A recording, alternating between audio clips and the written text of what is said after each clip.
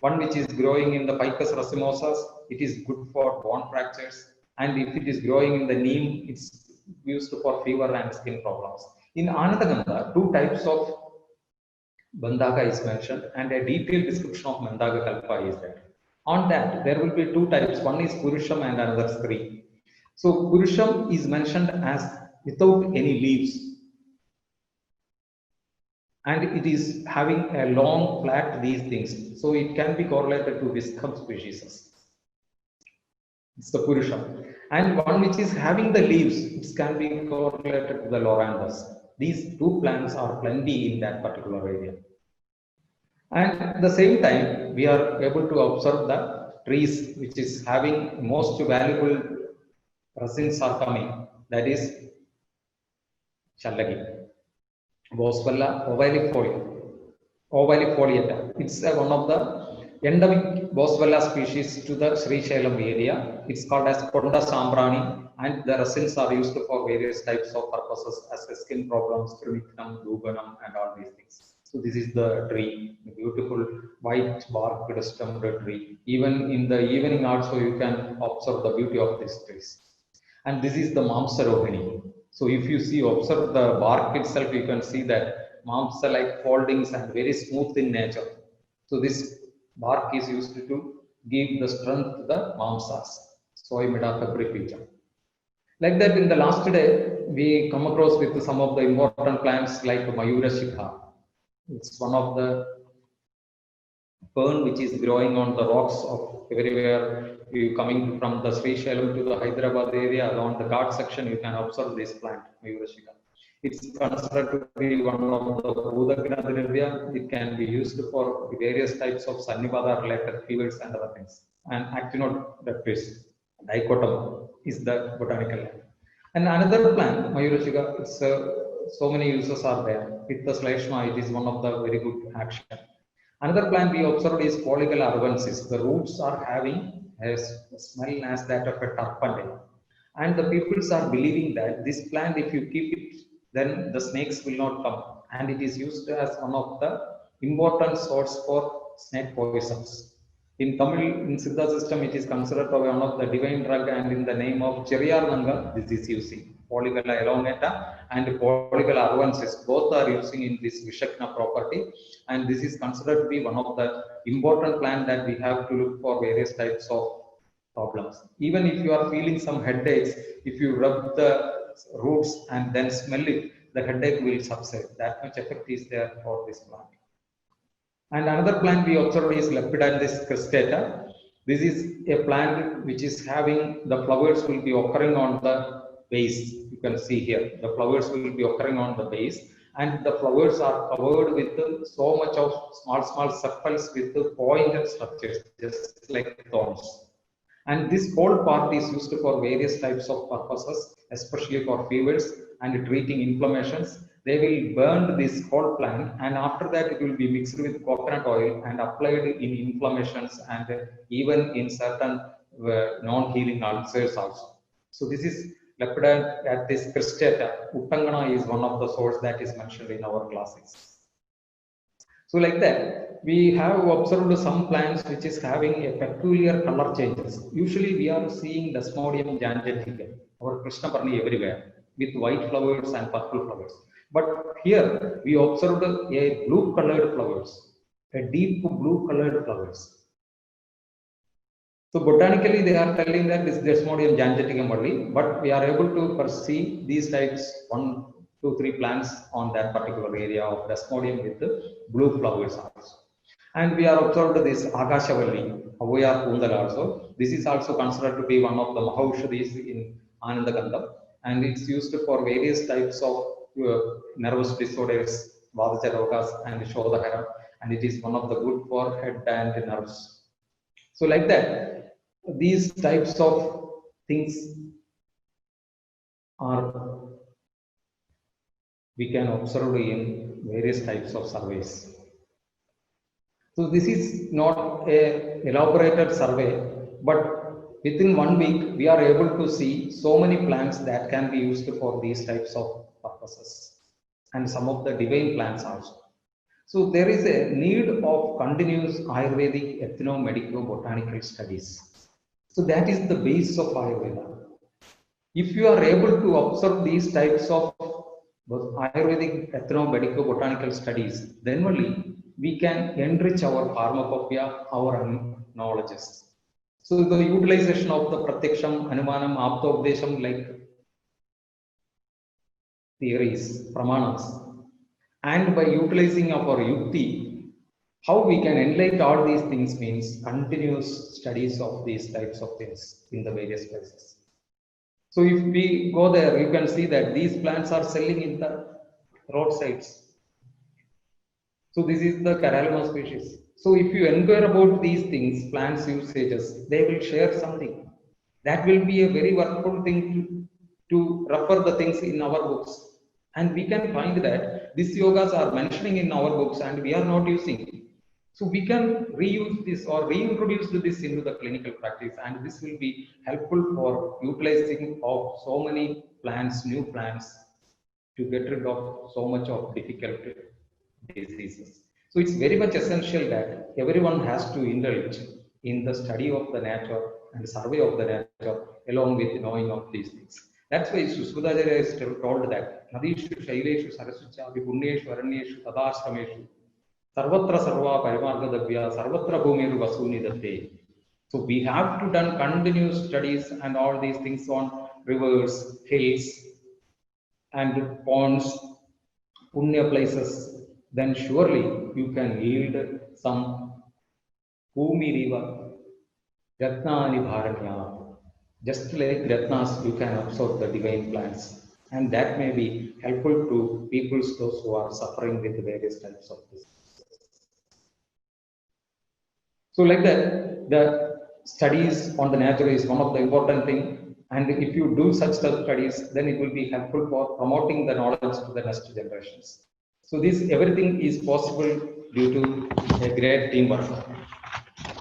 The five one-minded, one soul activity of five bodies made these things possible.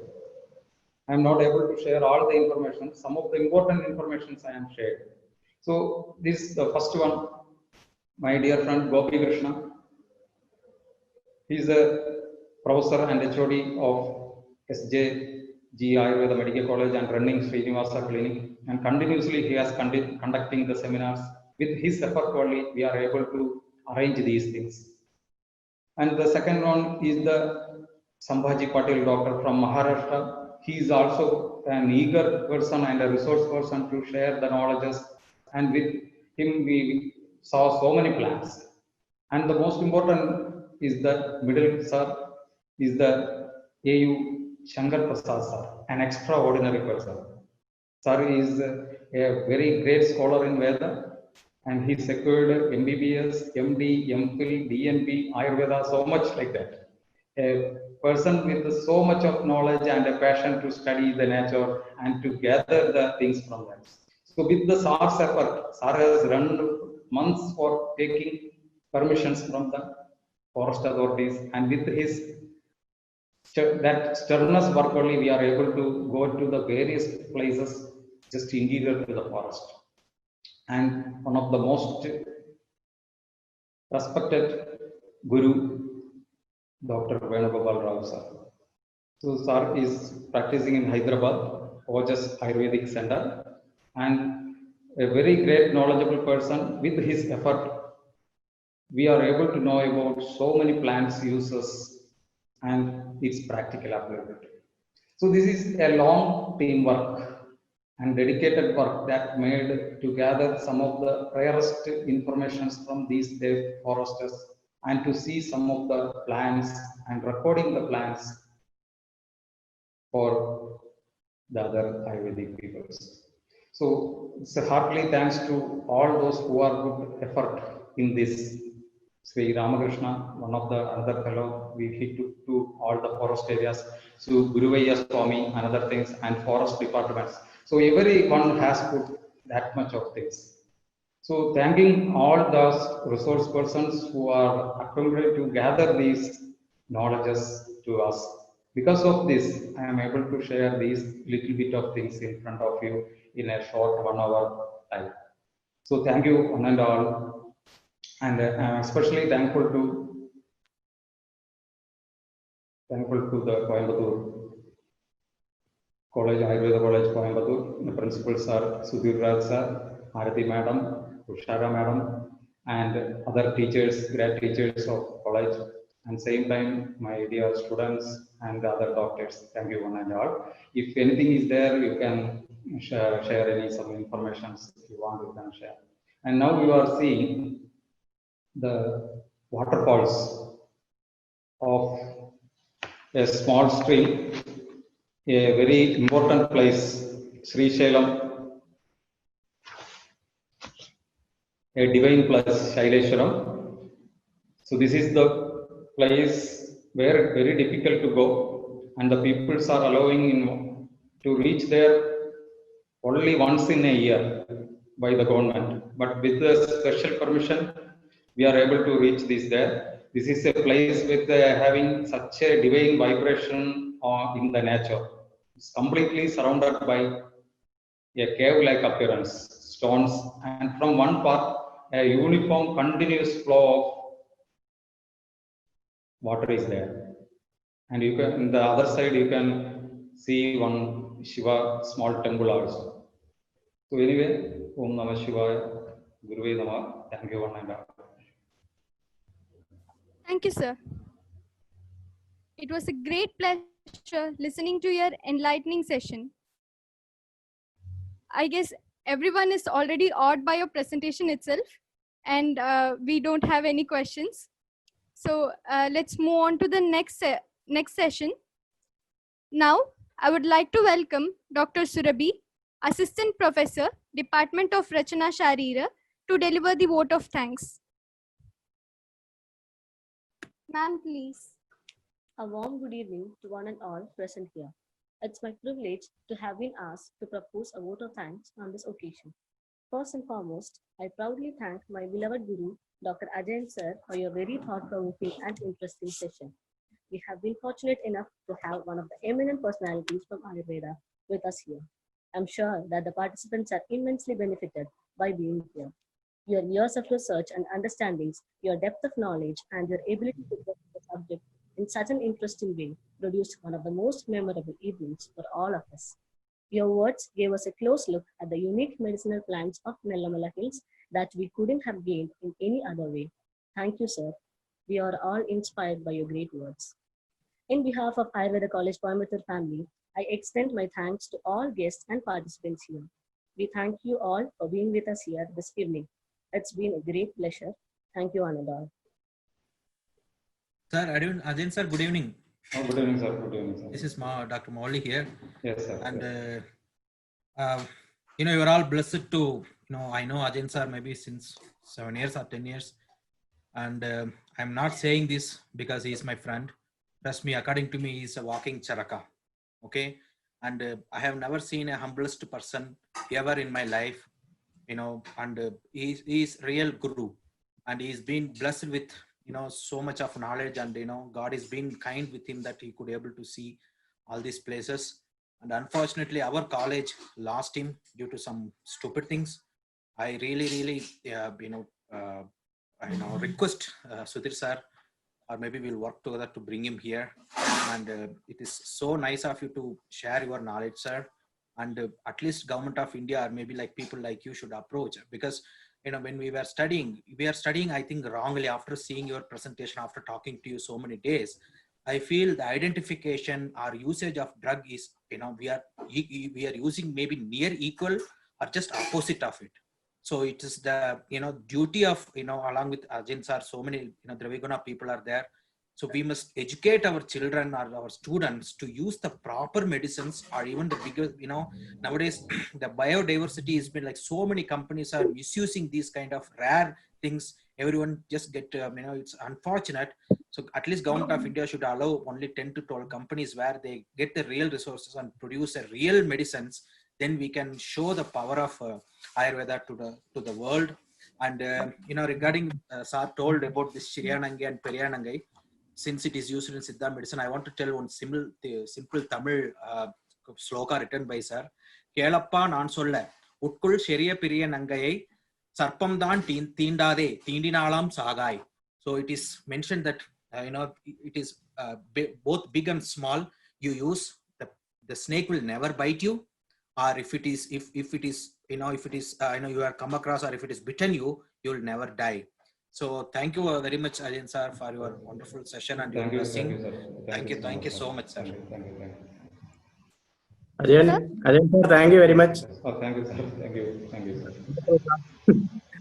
Yeah. Okay, sir. Thank you. Okay, sir. Sir? Hello? Yes. Sir, there are a few questions now. Yeah. Tell Shanmugh. Sir, please share your views and knowledge about Vriksha Ayurveda and cultivation practices. Surely, we have to look into that types of books too. There are so many informations are there in Vriksha Ayurveda, especially regarding the protections of the plant and using of fertilizers. So nowadays, you can see that there are plenty of chemical things we are using for fertilizing and other things, and as pesticides and other things. So in our these types of books, it's mentioned as if you prepare the natural pesticides and natural manures by the resources that is available on the surrounding from the Jangamam and the Outpidam also, then it will be very useful that we can avoid these pesticides that will be harmful to our body. And such thing can be used in at least in kitchen gardens and other way. And another important thing is, if we practice these types of techniques that is mentioned in the Vriksha Ayurveda, that will help to increase the potency of certain medicaments also. Because if you treat certain trees with certain types of manures, then it is mentioned as if that tree can produce most potent Rasaguna Viryas, what we want, then that will be a very good medicine for the next diseases what we going to treat. Like that, there are so many plenty of information is there. Then that is one of the area where we are not touched that much. So the Ayurvedic people has to indulge in that way also. Just like Mauli sir has told, that we have to incorporate these types of knowledges that is dispersed in various areas in the name of Ayurveda. We have to bring back to this. Another is the this animal treatments. That also one of the important area where we have to look. So these types of informations in the Vriksha Ayurveda is one of the workful thing that we can't get anywhere in the world. So the science is developed so much, but the informations, the seeds of information that is mentioned in the Vriksha Ayurveda is very much important informations that we have to exploit, especially the Ayurvedic people has to exploit in various ways. Next question, sir. Sir, can you suggest some plans for reducing migraine problems? So the suggesting of the plans, so many plans will be there, but what is the cause of that migraine that we have to take? One thing I can tell is, in the local peoples, they are using so many plans for migraines, especially in the pains that is occurring on the half part of our body, half part of the head. So Ardhava Bhedagal like things. So what they will do means a simple medicine that will be kept on the big top. If the pain is occurring on the right side, then they will keep the medicine on the left top. A specific type of kalka will be placed on the left top before the sunrise. And when the sunrise is occurred, after 3 hours, they will remove that. Like that, 7 days or 5 days they will keep. This itself will help in reducing the migraines. So there are 2-3 plants are using for this purpose. So one of the common plant is used for in this way is the Viparita Lajjalu, Alambusha, Biophytum sensitivum. So Biophytum sensitivum will be taken in the early morning and making the kalkam and keep it in the top in the kalka form will for 5 days will help to get rid of these types of headaches. Another plant what it is using is our Shira Vidali, Hypomia mauritia. The leaves of that plant is also using. Another plant is using is Sakadevi, Vernonia cinerea. So that Kalka is using. So these all indicate that those plants which is having a Shidatum and Pittaharatum, if you are keeping in a particular areas, also helpful for reducing these types of migraines. But as a Vaidya, these are the things what it is used by the local peoples, those traditional peoples that you see.